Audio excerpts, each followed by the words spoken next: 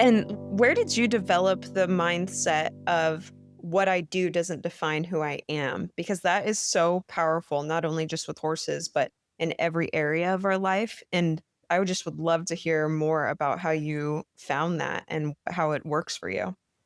Yeah, I think just from a stripping away of, I lost so much in that short period of time and losing or choosing to step away from things in my life.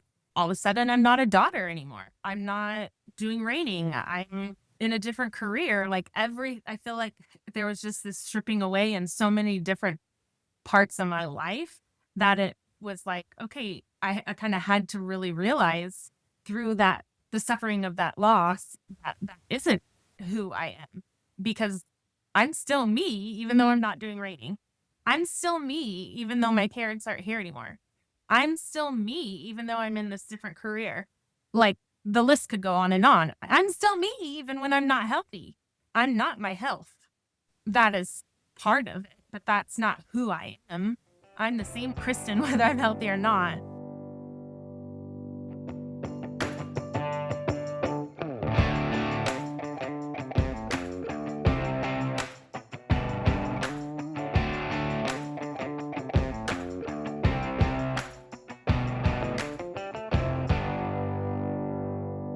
Welcome to Elevate Your Ride, the podcast dedicated to elevating your performance in the saddle. I'm Ellie, your personal trainer. And I'm Lauren, your mindset coach. Today, we'd like to welcome on Kristin Darnall Titov. She is the CEO of Hobby Horse Clothing Company, as well as a multiple NRHA champion, the NRHA Reserve Futurity champion. She has taken not only the reining world by storm, but the all around industry as she switched over to the ranch riding and the horsemanship with the same horse. She has been having so much fun and has been such an inspiration to all of us in all of her endeavors, both in the arena and outside of it. And we are so excited to be able to step inside her journey and see what inspires her. So thank you so much for coming on, Kristin. Thank you, Lauren, and thank you for that introduction. I'm impressed with myself suddenly. I thought, well, you're very impressive. So, Kristen, I'm curious, why did you make the change from the reining to more of the all around the horsemanship and the ranch riding? Yes, I made a big switch. I had been doing reining like my whole adult riding career. And in 2020, I was diagnosed with Hodgkin's lymphoma, stage 2. And so I went into chemo and did that for, I think I was a little over 6 months. It was October 2020 to April 21. And then from there, my horse had a career ending injury. My heart horse, his name's Pickles. And then all at the same time, like in a short period of time, I lost my mom, my stepmom, and my dad, all also while my thyroid decided to mysteriously stop working. And it just was a lot of things that all kind of crumbled at the same time. And in that time frame, I had gotten a futurity horse because while I was going through treatment, literally all I could think about was getting back to the futurity. Like that was my like driving force in going through my treatment, was to get back to the futurity. And I got that futurity horse but I didn't love it anymore. Like I honestly started having panic attacks about running down and stopping. And the thought of showing again was terrifying. And really, I don't know why. I don't know if I haven't totally sussed that all out.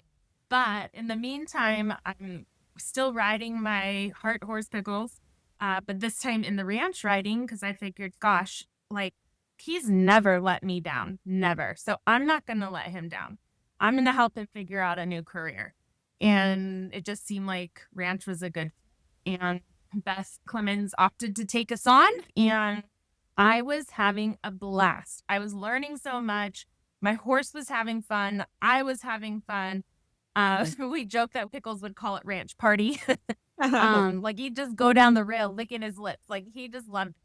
So I was like, you know what? I'm just going to have grace about this for myself. And, reining is not who I am. It's something I do. It's a what, not a who. So I just decided to retire from reining and just lean into the ranch riding. And I was having so much fun. I just was like, you know what? I'm just going to No, I love that. I think that it's pretty common to change disciplines when, maybe something happened in another discipline that just kind of left a bad taste in your mouth. And kind of like you said, you might not necessarily know why that is, but, there was something that brought you over, into more of the ranch riding and the all around events. And I'm so glad that you're having so much fun with it. But I would really, really like to get into what it was like going through treatments, having cancer while you were still, because you were still riding and showing through that, weren't you? Well, I had to put a pause while I was going through Okay. treatment. I it was really hard on me in every aspect. The chemo, like it hit me so hard. I was in the hospital twice. I had every side effect that they tell you about, and then several that they don't even tell you about because it's so rare. I had them all. So it was so hard. And toward the end, my body wasn't recovering from the chemo quick enough. So each time I go in and have an infusion, was supposed to go 2 weeks later to get another one, but my body wasn't recovering fast enough. So at first it was getting pushed back a week. So then it was 3 weeks between infusions. And then it was getting back 4 weeks. And it, to me, mentally, it just kept feeling like the finish line was moving farther and farther away from me. So I did get to ride a couple times because there was that time frame in between treatment where I was starting to feel better, and normally I'd be having another infusion, but my body still wasn't recovered enough, so I'd have to wait a week. My husband would just like pack me up and put me in the car, and we would drive to Arizona from California, where we were living at the time, to go ride pickles. And Patrick, I was riding with Patrick Flaherty, and he'd have pickles all ready for me, and I couldn't even feel my hands. I wasn't strong enough to pull myself into the saddle. Like, I was a disaster, but it Mm. did so good for my soul. And pickles just packed me around, no problem. Like, Patrick had to put a hackamore on with like these really thicker reins so that I could actually like feel like I could hold them enough. And if I dropped one, it wasn't the end of the world. Like, there had to be concessions made, but it gave me just what I needed to keep going, to power through, to get through the end of the treatment. So we did that twice toward the end of the treatments. And it helped me get through. Wow. How did you handle that, and kind of what was the self-talk like going through your head when you knew that the deadlines kept getting pushed back and yet you still had this desire to get back on and ride?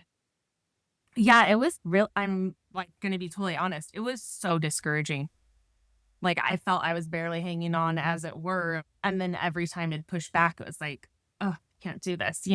And I'd be like, okay, the goal is this show. Then I'd watch that deadline pass, and I'm like, wow, okay, the goal is this show. And then that would pass. And it was just so discouraging. But I don't even know who originally first said this, so forgive me if I'm quoting someone and not giving them the credit, because it certainly wasn't me. But there's this adage in the reining to ride one box at a time, meaning the judge is scoring one box at a time. So you ride that box. You be in the full moment, present in that box. Don't worry about the last one. Don't worry about the next one. You're in this maneuver. And so I just decided to put that mental thought process into my head as the cancer treatment was like, I'm just going to deal with this treatment. I'm just going to deal with this symptom. I'm just going to deal with this thing. And I'm not going to get too far ahead, because when I would, that would really me. Yeah, it sounds like you just tried to keep it like really compartmentalized. Yeah. And just be really present. Like, it's now. Like, does it get uglier in the future? I don't know. I can't think about that. Like, it doesn't matter. This one box, being totally present in this one moment, that is what I can handle. And so that's what I'm going to do. Because like in the reining, if you aren't in that box, like, okay, you're thinking back to how you overspun on your left spin. Well, you're going to mess up your right spin if you're thinking about that box behind you. Or if you're in the middle of your right spin and you're starting to think about your low box, well, you're going to mess up your right spin now too, before you even get to the low box. So that's kind of how I took my cancer treatment. Was like, okay, I'm not going to think about what was behind me or is in front of me. I'm just going to focus on right now and be as present as I can now and survive the moment and worry about the future later. Have you taken that mindset back into the show pen now that you're back in it? I mean, I think I kind of always have had that mindset in the show pit. I think the big thing for me was going, okay, I need that mindset in real life now. Yeah. Because I think with horses, you're very much taught that you have to be in the moment. Like they don't understand the stress of your job back in California when you're showing in Oklahoma. Like they don't that. And so horses really they need you to be in the moment. And so I think through my show career, that has been something that has been helpful for me. And learning to do that in my real life actually was was the bigger challenge. Yeah, that's so interesting. I mean, it makes so much sense, and so many other parts of horses translate into our life. So I love that you've taken that part. I'm gonna have to think about that too. Totally. Yeah. I would really, really like to, I really want to thank you for coming on and being really honest and really open about, your journey through cancer and riding horses and everything. And I would like to get into that a little bit more if you're comfortable with it. What was it Yeah, of course. like what was the feeling when you were diagnosed and you were, told, I don't know what you were told at the time, but you were probably told you weren't going to be showing, like you kind of needed to like halt your personal life. Like, Yeah. what was that like in the beginning? Yeah. It's interesting because I think I kind of lived in denial a little bit. Like it was 2020 and that year that NRBC got pushed back to like September timeframe. I don't remember the exact, but it got pushed back. So normally it would have been in April and it was pushed back to let's call it September-ish. And while I'm going through this, like I first found the lump in my neck in July. I was doing sprints with my bestie, Kim Friedman, and I was super sore. I'm a little competitive. And so the next morning, I was like so sore. So I was giving my neck a little massage, like a little self massage. And I'm like, what is this little bump in my neck? So I go to the doctor, and she's was pretty sure she knew what it was, that it was probably lymphoma. But by the time I actually got to the diagnosis, which was October 2nd, my birthday, it was, I mean, that was a span of months. But the whole time it was so clear what it was. Like even when I got to the oncologist, he's like, okay, this is probably lymphoma, but we need to confirm it. We need to figure out what stage, all of these things. So I just kind of was like, okay, I was praying about it and I had a lot of peace about it, but I was really just focusing on the next show. So I was like, okay, I'm at NRBC. I'm in the middle of NRBC scheduling biopsies and stuff, but I am focused on showing. And I felt like Pickles and I were like the most connected we'd ever been. Like I was so pumped. Like I was like, yeah, I'm winning NRBC this year. And we did make the finals, and then I went for it in the finals. Like I don't know if Pickles knew he could run that fast. But I did make a little split second rider error that took us out of the money. But I just like we were right there at the cusp. And it's like, you know what? I don't know what's gonna happen. This might be my last show. I cannot have this be my last show on the almost. Like, so we literally hauled, bless Patrick for being up for it. We hauled directly from Tulsa to Las Vegas so I could show in the high roller non-pro derby there. I am like, again, I mean, the night before the non-pro derby, Pickles and I are so connected. I don't even know if Patrick even said anything to me. Like that last ride, like everything was just right. Like I just felt in my bones I'm gonna win the next day. And I woke up and led Pickles out of the stall and he had a broken bone and his career was over. Oh my So I didn't get to gosh. show like nothing. It was just like on this edge of like awesome to and we're done. Wow. And I might not get to show again. I don't know. I'm going into cancer treatment. And that was so hard. I think I had really been like pouring myself into these horse shows to not have to really deal with, hey, we're going into cancer treatment. And it was stage 2, so there was a positive outlook about it. And, I knew God was with me through the whole process. So there was a piece about it, but I think I had just set it aside. I'm not going to worry about that because I'm going to go, I'm going to go show.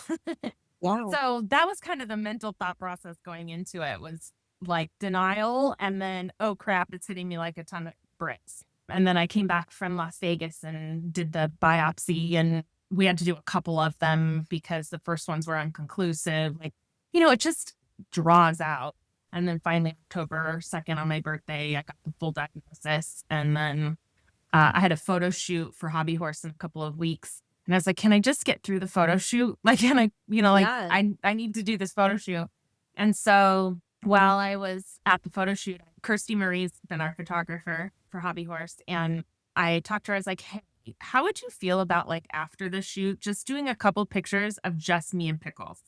Like, I want some pictures of me looking like myself. Like, I know I'm losing my hair. I know I'm not going to, like, there's going to be times when I don't feel strong. I want some pictures where I can look back and see me the way I feel like me, And so, Paige Morgan was the stylist on the shoot, and she styled me, and Kirsty took the photos, and Paige gave me these, like, all of these bangles on my arm. So it almost looked like I had like superhero outfit like going on. I used the bangles were like little superhero armor, And Kirsty took the most amazing pictures, and we made a little album out of it. And so we called them my superhero pics. So then I would have those to kind of like look back on. And when I'm looking in the mirror, not seeing me, I still have these pictures where I can see me. How often did you look back? Oh, all the time. Oh my gosh. All the time. That I'm was so such a glad good that you were able to do that. That was such a good idea for you to do in the moment. Oh my gosh, totally. And I appreciated Kirsty for that so much. And she actually she spoke a verse over me about that she's clothed in courage and laughs without fear of the future. In Proverbs 31, is somewhere in there. And that was actually a verse I like clung to. So it was having friends is very important. Absolutely. And that's one of the big blessings of the horses, right? Is the community that we're able to build with it. So Absolutely. can you tell us a little bit about your first ride back after all the cancer treatments were over? What was that like? Did you feel like yourself, or was it still pretty? No. Yeah, it took me months to recover, and I had some like weird iron issues. They thought I had internal bleeding, so they had to do all of these different tests. At one point I was swallowing a camera that was like, it looked like a giant pill, but it's actually a camera. And then I had to wear a little thing, and you could look and follow the pill going through my whole system on this little like device that was attached to me. That's not So terrifying at all. right? So it took a really long time of things to get, and even, through the middle of things, then my thyroid stops working. But I didn't know my thyroid stopped working. I just know that no matter what, I keep gaining weight. No matter what I do, I cannot. I'm doing Krav Maga. I'm doing all this stuff to try to get fit, and I cannot gain muscle to save my life. Like, I'm starting to feel depressed, but I didn't realize what it all was until I tested. So it was a long journey before, I would say, I think it's only been maybe a year and a half that I've really felt like me. It's taken a bit of a toll. But I will say one of the cool things is, so I bookended my cancer with those photo shoots, because I did the October one, then I went into treatment, and then I finished my treatment in April. I did do some radiation after, and then my last radiation treatment, and then literally the next day I drove out to Arizona and we did a photo. So it was really cool and I wasn't eating, but I was in charge of it. And so it was really cool. Like, I love those photo shoots. Like, the women, it is basically like I bring together the coolest group of women, like the most brilliant women, and they just come bring their personal superpowers, and they use it to make, I basically just get out of the way. Like, it's all these rad women, and I just get out of their way and let them do their thing. And it ends up just being like typically my favorite couple of days of the year. So it was really cool to get to bookend it with that. And my friend Kim threw a little party at the end, like a little wrap party, but celebrating my clear scan. And so it was really, really like special to get to book that. I don't know if that makes sense, but No, it does. 100%. It's almost like it closed the chapter for you. it totally did. Yeah. Yes, you put it better than I did. That's exactly what it felt like. Mind you, the chapter kept going, but in Right, different right. ways. Yeah. So what was it like when you showed for the first time coming back from your treatments? Um, it didn't feel the same. It was in the raining and I it didn't feel right. The horse I had didn't stop great, and so I was dreading stopping her. I like I didn't want to. Mhm. I mean, I wanted to, and then I just that first show, I was like, I'm just gonna be happy to just be showing. And I was. But then when I got to the next show, I was like, I don't even want to do this. Like mission accomplished. I got back in the show pen, but I don't want to do this. And in the meantime, I'm writing with Beth and doing the ranch stuff with Pickles, and I'm having so much fun. And so I just the reigning anxiety, and mind you, at the same time, my stepmother's, I went through my mom passed and in May, and I'm driving to Arizona to pick up her ashes when I get the call that my stepmom's diagnosed with cancer. She goes into hospice pretty much right away and like never gets back out of bed. She Wow. passes in November. I decided not to go to the fraternity. She passed during the fraternity. So, um, praise the Lord, the right decision. Yeah. And then my dad got diagnosed with cancer in December. And it was just like all of this stuff happening at the same time. Also my thyroid not working. So, and I don't think it really had anything to do with raining per se, but it all just happened at the same time. And I was just, something has to get, I'm not doing this anymore. Um, and then I didn't. I donated my horse. I just was like, and we're done with that. In that moment, were you thinking you were giving up horses entirely or just the reining? Just the raining, because I was loving what I was doing with Pickles and with Okay. Beth. Like, I was learning so much, really stepping back and understanding the lead changes. And, she has this beautiful background in trail and Western riding. So I was starting to understand lead changes in a different way than I had before. And I didn't feel any pressure about any. I was just going and enjoying myself. And really, it was all about finding Pickles a new career. Turns out I myself a new career, horse show career at least. Hey everyone, thanks so much for tuning in to Elevate Your Ride. We're so excited to continue helping you elevate your performance in the saddle. To keep bringing you quality content and information, we're asking you to help us. Tell your friends about us on our podcast, like and share a meaningful quote you saw on our social media, write us a review on Spotify or Facebook. You can also join our Facebook group and ask all your health and fitness questions, or maybe post a success story to motivate another amateur. Your engagement really helps us support and encourage the equestrian community. We're also inviting sponsors and supporters to help us build our show. As a sponsor, starting at just $150, you'll receive marketing on our podcast, website, and growing social media platforms for your business. It's the perfect way to connect with the equestrian community and showcase your brand to our dedicated listeners. And for our supporters, your $50 contribution gets you a shout out on our social media and website. Every bit of support really helps fuel the show and helps us inspire and motivate equestrians. So, if you're interested in learning more about that, you can scroll down to the show notes of this episode and look for the Become a Supporter or Become a Sponsor links and click on those to get some more information. Thank you for listening. We can't wait to continue expanding our platform and helping you elevate your ride. Hey, Elevate Your Ride fans. Are you loving our show and looking for a way to show your support? Check out our line of Elevate Your Ride merchandise. From stylish t-shirts to cozy hoodies to journals and hats, we have everything you need to represent your favorite podcast. Ready to gear up? Click on the Buy Our Merchandise Here link in the podcast notes, or head on over to our website, elevateyourride.co, and click on the Store tab. Thank you for your support. Make sure to like, follow, and share our platform with your friends. Did you like going back and being able to kind of be a beginner again at something?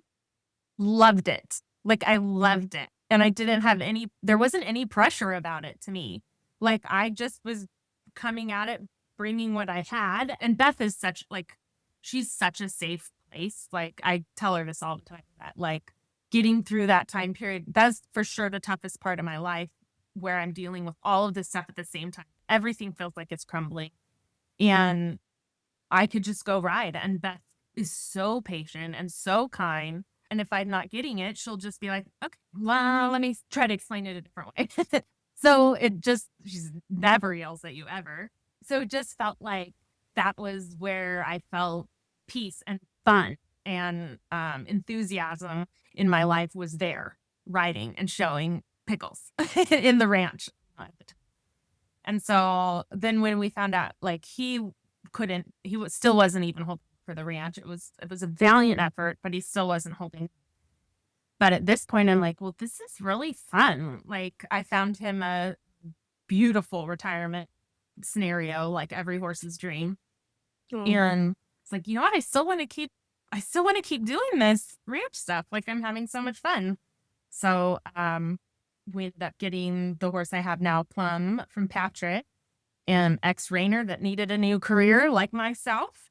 And we just hit it off really well and started having so much fun pretty much right away after I got him. We got him in the end of December. We joked that he was my Christmas present. And, we were showing at Silver Dollar last year. Neither one of us knew what we were doing, but boy, we were having. How did you kind of juggle that of you being green in these events still? I mean, you'd shown Pickles for a little bit, but then having a green horse too. How did you kind of regulate your expectations? I think having a really patient trainer was very helpful. And then I didn't put any expectations on myself. Like, I was just gonna go have fun, and it turned out really well. Like, I didn't come at it with I came with gratitude, really. It was just, I was so grateful that I was going to get to do it. Like, with losing, I didn't lose Pickles, but You lost the just, dream. yes, I lost this dream with Pickles, and like, I did not have much of a budget. I didn't think I would be able to afford to get another horse without taking the money from selling one, And I was trying to find something I could lease because I just didn't think it was going to be an option. And we were able to figure it out with Juan. So I was just grateful. Like, I didn't think I wasn't even sure I'd be able to do it. So I just came at it from a place of gratitude and learning. It just all kind of came together. Yeah, because you guys kind of hit the ground running with success, right? Yeah, we won the rail circuit at Silver Dollar, our very first show. We won the amateur ranch rail circuit, and Beth was High Point Ranch junior horse at his very first show. Wow. He just picked up on, I think the reining was really hard for him. And so it was always a fight because it was really hard for him to do. So when Beth started working with him on the ranch stuff, first there was a little bit of fight. And then when he realized, oh, you just want me to look and come down to the truck? Oh, okay, I can do that. Wow. And so he actually really started feeling comfortable and happy with his job because I think he felt like, oh, I can do this. This is something I can do. And he really does just try 100% every time. And I think because we haven't ever asked him to do anything he couldn't do, he trusts that. And so he does it every time. Like, he's remarkable. And Whose idea was it to try him in the horsemanship? mine. I love it. A year before, right after Pickle got injured, it was right before EMO. And I was like so sad to not get to go to EMO. And there's also like the camaraderie, like going to the shows is so fun. And I was having some serious FOMO about not getting to go with my other barn mates. And my friend Casey had a ranch horse in training with Beth. And at EMO, it's like ranch one week and all around the next week. So the ranch horse had nothing to do that second week.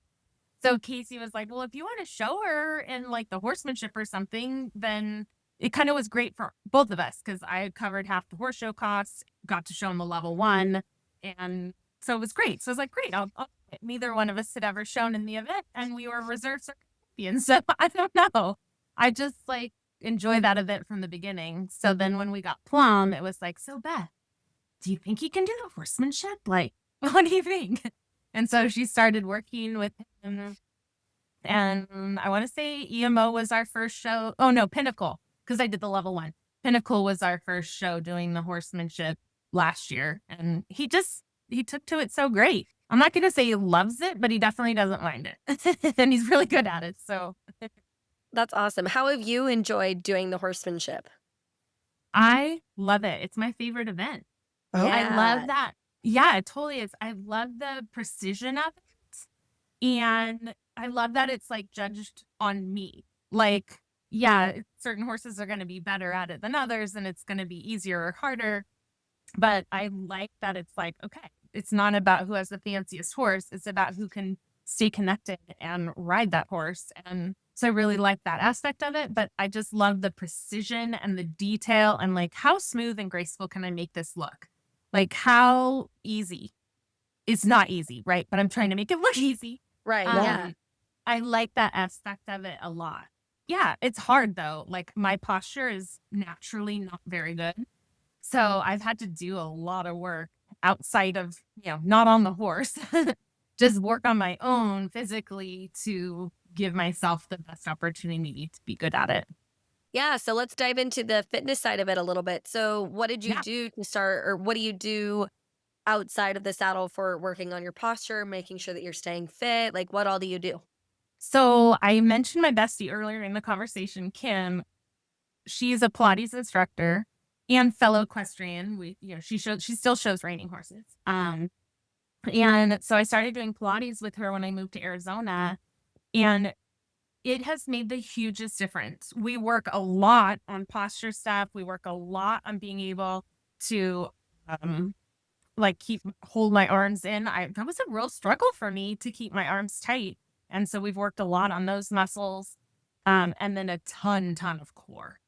And she's really good. She'll put the Pilates thing she wants me to do, like in Pilates, in horse terms. So it'll be like, okay, horsemanship arms. Oh, okay. Like, oh. Or, like you're setting up for a lead change. Oh, okay, I got it.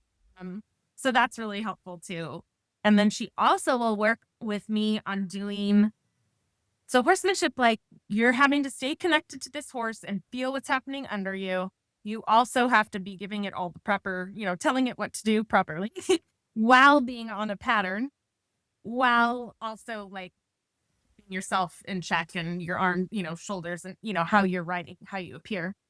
So it's a lot of multitasking, which I'm not necessarily naturally brilliant.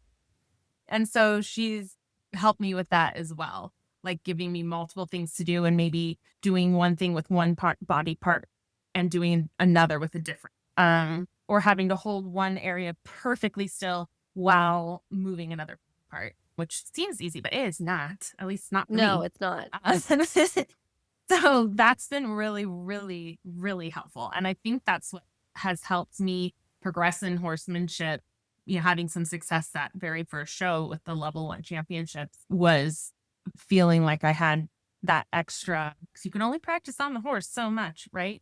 Right. But Yeah. having extra time, and I'm having at the same time, I'm still figuring out, like I just started showing the ranch trail at that same show. So I'm still learning new events, as is my horse.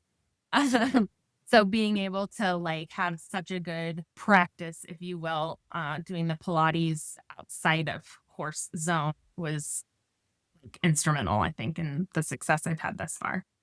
I noticed such a big difference when Ellie started working out and training me too, because I always thought that riding was quote unquote enough because I would ride. I had a couple horses. I would ride all day. I'd go and do the showmanship. And so I felt like I was a pretty like fit person, but being able to have Mhm. somebody that understands what you're doing and understands the fitness world, like such a game changer because Huge. like you said, we can only spend so much time on our horses. So let's do whatever we can outside the saddle to be able to help us out Exactly. once we're on there. So when you started Totally. doing the trail, what was that Mhm. like? Because the rating probably sets you up for both the ranch and the horsemanship, but trail is completely different. So how Yeah. have you kind of dove into that and wrapped your mind around the little eccentricities that are involved with that? Oh, it was a huge learning curve. It still is a huge learning curve. Like, I will say the most difficult thing for me has been the distances for the lope overs. Oh my gosh. Like, I've had It's to do so so much work hard. with it's Same, so still hard, same. particularly with a horse that doesn't like he's learning it too, which is part of the reason why I waited so long. Like, she started working with him right away when we got him, and then she showed him in the trail, silver dollar. But I didn't start showing him in the trail until pinnacle and level one because I just didn't want to mess him up. Like, he's trying to learn and have me learn on top of his learning. I mean, that seems like a lot. And that feeling of not wanting to mess him up carried when I did started writing did not help because Mm, I would get myself so stressed when as soon as I like turned toward the pole, I would instantly get tight, like with this like don't mess him up kind of vibe. And it was so not helpful. And it took a friend telling me like, look, there's no actual danger here. Like, your horse is not in danger. Like, so what if you miss the distance? That's a Like, great it's point. fine. It's fine. Like, he's not in danger. You're not actually hurting him if you miss the distance. Like, it's fine. This is a false fear. You don't really need that. And then at the same time, it took Beth saying, just sit back and let the pole come to you. Like, just let it come to you. Just relax. And he knows his job. If you miss, we'll figure it out. Or you really don't see it, just stop. Nothing lost. You're fine. And it took that for me to go like, deep breath. Okay, this is not life and death here. This is a pole on the ground. That's it. Everybody's gonna be fine.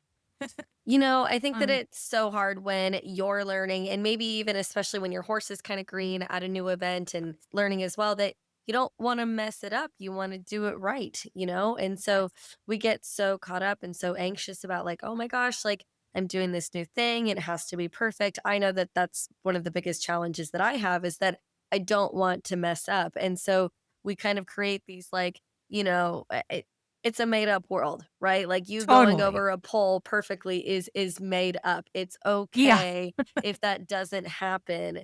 Your horse is probably not going to trip and fall on its face and on top of No. you if you miss your Yeah. distance, right? Like, we're not Yeah. we're not we're It's not fine. jumping, right? We're just trying to No. lope over the pole. Yeah. So, like, Exactly. it's okay if you miss it, and it's okay to try again. And like, that's my biggest fault with the trail is that I get so nervous about, like, the pole. I get, like, pole anxiety because Yes. I'm like, I Pole don't wanna miss anxiety, it, and especially if which there's, like. actually causes me to miss. Yes, yes, because then I'm right? so worried about it. Oh my gosh, and especially when you have a green horse that can't maybe quite carry you through it, and you're like, "But I have to teach the horse how to do it perfectly, but Yeah. I don't know how to do it perfectly." Like, that can be really challenging, so having a great coach like Beth is probably, super Huge. helpful to have someone that encourages you to make those mistakes. And honestly, I think I just had my first horse show where I made all my distances at Sun Circuit. Nice work. The first, Congratulations. I know, the first day of the amateur ranch trail, I went off pattern. Oopses. Like, Oops. I was like focused on getting this perfect lope off. So I'd be really set up for that lope over. And I just turned before I turned left and I'm, wait, where's the pole? Oh, I turned before I got to the Oh, yeah. So we have it on video when I realize it. I literally like I'm like, "Oh," like this big O face, and then I just start laughing and I just lope up to the wrong side of the gate, pet my horse, walk out the class. But you gotta So do. after that, I was like, "Yeah, I'm just devoting myself or demoting myself to level one, and I'm just gonna do the level one." And then we ended up win reserve in this no, we won this in the ranch, level one ranch trail. Nice work. Congratulations. Got every distance in every class. It was shocking and fun. And actually, like, there's been a lot of like Plum take the wheel kind of showing over the lope overs. And he usually like handles the wheel just fine. But I actually, for like the first time, felt like I saw the distances and like participated in us getting to them. Are you looking for that extra competitive edge, struggling with show pin anxiety, or looking to set and achieve meaningful goals with your horse? Schedule a session with me, Lauren, your dedicated mindset coach. As an experienced competitor, I understand the mental demands required to excel at the highest level, and I'm here to support you in building a plan to help you stay accountable and reaching those goals. For more information, check out laurencrivelli.com or click on the website link in our show notes. Let's work together to elevate your ride. Hi, everyone. It's your personal trainer, Ellie. If you're looking to become a stronger, more balanced, and flexible rider, I'm here to help. I offer virtual personal training sessions and customized workout plans that you can complete on your own. As a fellow competitor, I understand the physical demands riding requires, and my goal is to help you perform your best for your horse, whether you're preparing for a show or just want to improve your everyday rides. Visit lopindowntherailfitness.com or click on my website tab in the notes of this podcast episode to learn more. Let's work together to elevate your ride. Do you think that going off pattern on that very first run actually kind of gave you a little bit of freedom to then go and experiment and just kind of trust the process more in the rest of the classes? 100%, because there was nothing to lose. Like I'd already Yeah. lost, and I went through a little streak at the beginning of Sun Circuit. I went off pattern the next day in the ranch riding, the amateur ranch riding. So I was like, I'm just gonna show what I want to show in, like pressure off. So I scratched the second day of the halter. I scratched the ranch classes. I was like, I'm just gonna do horsemanship and level 1 trail, and that's what I want to do. So that's no pressure. And then we ended up just doing those two and the halter the first day.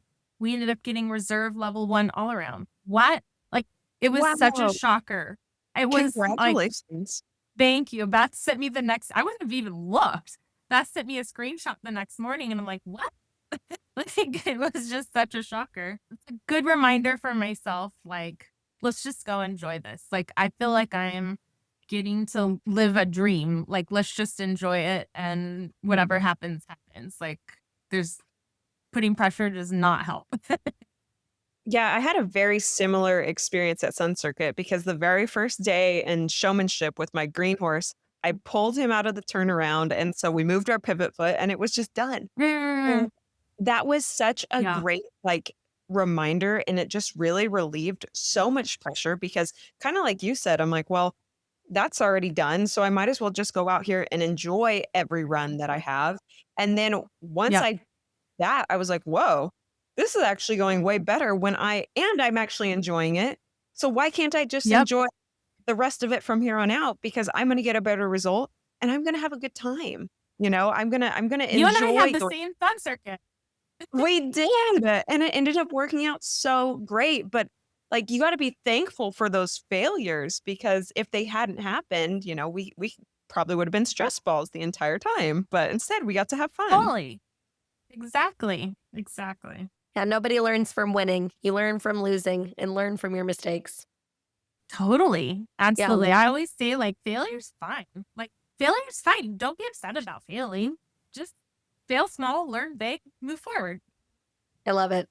So I didn't really know you before, like just since we started talking about doing this podcast, and I've seen you around at horse shows and that sort of stuff. So I didn't know you when you were in the reining industry, but it sounds like you were pretty competitive and that you were a high level competitor. So do you look at showing and horses different now I guess since you moved disciplines, but since your treatments are now over, like, do you look at horses and showing differently? Yeah. I think reining was a very important chapter in my life. And when I started in the reining, it was like, my one goal was to go to the world show. I just wanted to qualify and go. That's all I had in mind. And then, to end up a 2-time top 20 non-pro and reserve at the futurity twice, like level 4 finalist for every major reining, like, that doesn't even feel possible to me. I know it's happened, so it clearly was possible, but it doesn't feel like a possibility. So I don't really have any regrets about the reining. I feel like that was a part of my life that I treasure, and I have the trophies up in the house, and I'm grateful for it. But it also just feels like a closed chapter, and I still have the friendships and the relationships, and I learned so much about showing, but also just about myself and about being a good horseman and a good showman. I feel like a lot of those lessons do really translate over to what I'm getting to do now. So yeah, I feel like I'm glad that that was a part of my life, but I'm really more excited about the future chapter and taking some of those things that I learned and pulling them into other events. And, it's a great alignment with Beth because I think she's very much an all around horseman. So I get to learn a lot of things I didn't get to learn before. And it's so much fun. I don't know if that really answered your question, but Yeah, yeah. Just are you looking at horses more now just to have fun, or do you still have that like really competitive nature about you? Like, I think I consider the horse more than I did before. okay. Like so Pickles is always a happy horse. Like if anyone's seen him show, he is happy. His ears are forward the whole time. Like he is just a happy horse. But then when we took him over to ranch, like he was so happy. And it just felt like, gosh, he's having fun. We're both having fun. Oh, it just felt different. And even now with Plum, like, I think he really likes showing. Like, it's no skin off his nose. He doesn't mind going and showing. And it's a very different vibe. Like, now the last thing I do before I go in the show pen with Plum is I literally just pet him on the neck and I go, okay, buddy, let's go do this. And we go show. It feels so much more like a team effort. And I'm really loving that. At the World Show this year, we made the amateur ranch riding finals, and I got real nervous. Like, I don't usually get nervous. Like, I got futurity final nervous. So, Wow. but when I went in there to show, like, I don't think I'd ever felt so connected while showing with my horse as I did in the ranch riding finals at the World Show. Like, it was so much fun. And so I just kind of want to keep doing that. Like, I just want to keep feeling connected with my horse and feeling like we're in this together. Like we're a team. I'm really enjoying that. Can you walk us through that finals run and kind of maybe what led to that connectedness? If you can try to articulate that feeling. So I think part of it was okay. So going back to the first experience with cows and Plum, a cow could have attacked her. Oh Um, no. yeah, we opened the gate and I'm focused on getting the gate closed. And I had watched all the previous runs before. This was at Cactus Classic last year. And I had watched all the other horses go. The cows just stood in the back. So I wasn't thinking anything of it. Closed the gate. Then I'm working on the latch. It was kind of backwards in my head anyway. So it took a lot of mental thought process for me to latch it properly. And this bull just comes up and hits him in the head. I can't get now he kind of starts panicking. I literally can't get the cow off of him. I end up having to push it with the gate to get the cow off. And so it was scary for both of us. After that, he just was a little nervous around cows, and we had hauled to Al Dunning's and he let us walk through his cows and it was fun. So the night before the ranch riding finals at World Show, they had put a pin out with some cows in there and it didn't go great. Like he and I were both nervous about it and it just didn't go great. And so I was like, gosh, are we gonna be able to get through this cow?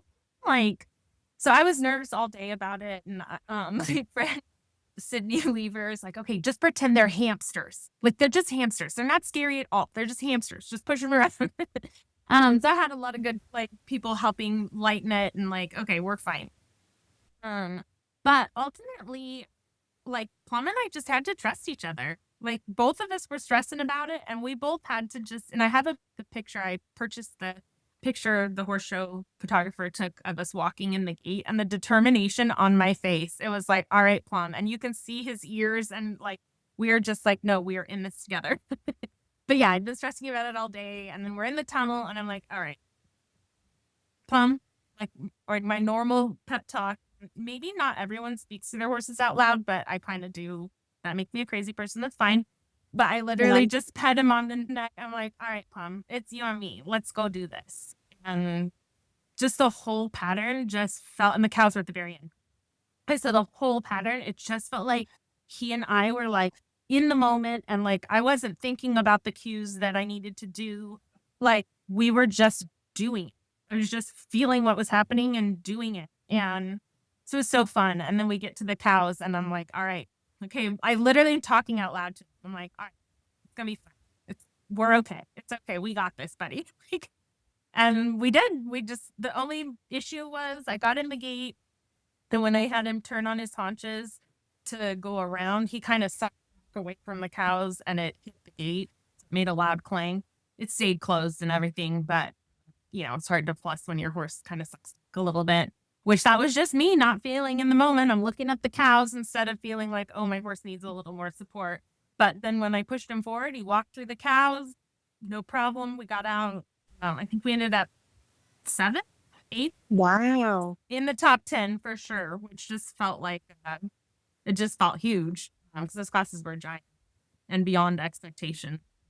But really, the thing I was most excited about was how connected I felt like we were in it and just how much fun I think we both had. Like you look at the pictures, his little ears are up, like we're in it together having some.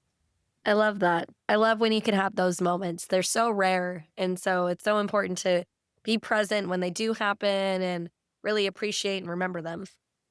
100%. Yeah. And that is actually I had a lot of good runs at the World Show. I was 3rd in the Champion of Champions in the horsemanship. But the run I remember is that ranch riding finals. Like that was the funnest run to me. It maybe wasn't even our best run, but I've had so much fun. That's what's important, right? Like we're here to be competitive and we're here to be the best that we can. But if you're not having fun, then what's the point? Mm-hmm. Totally. What advice do you have for riders who are maybe going through kind of that transition that you were, where the event that they're doing now, they don't feel the same passion for, but they're maybe afraid to try something new? What advice do you have for them? Yeah, I would say, firstly, don't get caught up in the what. Like that was actually really hard for me going like, I'm not a reiner anymore. What am I? And like not getting caught up in what you do being who you are. Like that's not really your identity. And so I think that's step one is to just be open about it. And like it doesn't hurt to try. Like I have a friend right now that's trying to figure out, she doesn't want to do reining anymore and she's trying to figure out what she wants to do. So I asked her, I'm like, can she take one of my lessons this week on plant so she can try a ranch horse and see like if ranch riding might be a good fit for her? So see if a friend will let you drive their horse and see if that's something that is fun and feels good. I also think having a trainer that is for the horse, first of all, and then for you is huge. That is willing to explore these conversations with you and is okay with you going, you know what? I don't think I want to do this anymore. Okay, well, what should we try? What should we do? I think those conversations are so important. Like it doesn't have to be all or nothing. You can try something. You can see how that feels. And I think anytime you try a new event, you're just making yourself a better horse person. You're going to learn something new. And if I wanted to go back to reining, I could. Like, this isn't like permanent, Like, it's not like NRHA has banned me for life or anything. I'm still an NRHA member. I don't plan on going back by any means. Like, nothing's like a final decision. There's no reason why I can't go back and show on the reining. And honestly, if I wanted to, and I did, I think I'd actually be better at it now because I've learned so many different skills doing these other events.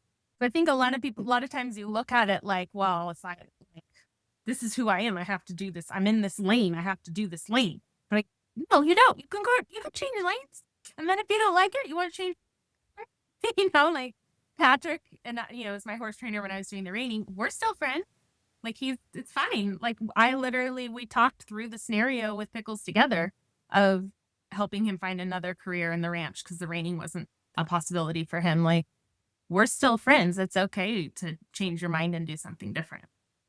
And where did you develop the mindset of what I do doesn't define who I am? Because that is so powerful, not only just with horses, but in every area of our life. And that I would love to hear more about how you found that and how it works for you. Yeah, I think just from a stripping away of, I lost so much in that short period of time and losing or choosing to step away from things in my life. All of a sudden, I'm not a daughter anymore. I'm not doing raining. I'm in a different career. I feel like there was just this stripping away in so many different parts of my life that it was like, okay, I kind of had to really realize through the suffering of that loss, that isn't who I am, because I'm still me, even though I'm not doing writing. I'm still me, even though my parents aren't here anymore. I'm still me, even though I'm in this different career. Like, the list could go on and on. I'm still me, even when I'm not healthy. I'm not my health. That is part of it, but that's not who I am. I'm the same Kristin, whether I'm healthy or not. And so it was a looking to my identity to I am who God says I am. That's who I am. And through the stripping away of those other things, that's what was kind of left. And that's what I continue to hold on to, even as things are coming back into my life. And I feel like that kind of cloud is clearing. That's the identity I'm hanging on to. I love that. That's so beautiful. Thank you for sharing that. Thank you for listening to Elevate Your Ride. Find us on Instagram and Facebook, all linked in the podcast notes. We'll see you next time.